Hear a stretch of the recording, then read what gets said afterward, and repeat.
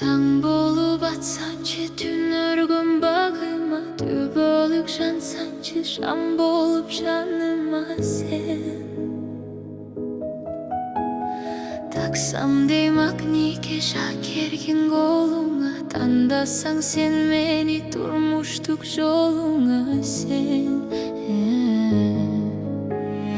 Элестеп өзүңсүз өмүрдүн кемесин, эсилет жүрөгүм кайгынын желесинде.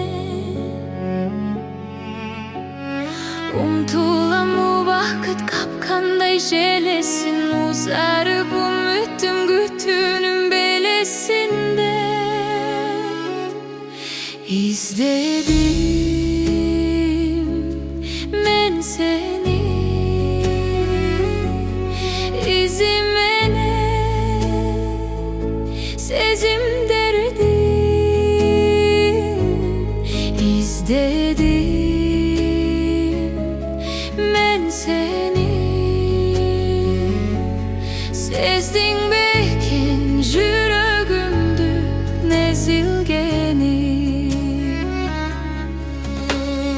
Kızarıp gün batsa kıyalım seni istep, kusanın yolunda жүрөмүн узбөйгүдөр.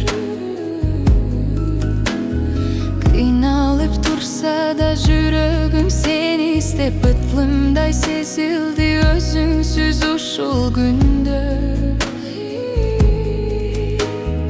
İyilip tursa da үмүттүн дарагы, ишенип келемин өзүңдү табарыма.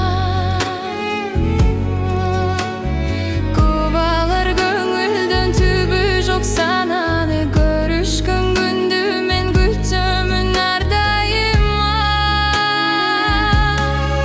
İzledim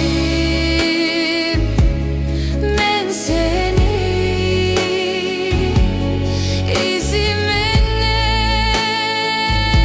sezim derdim.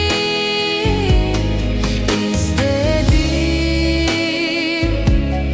men seni, sezdin bekin жүрөгүмдү nezilgeni.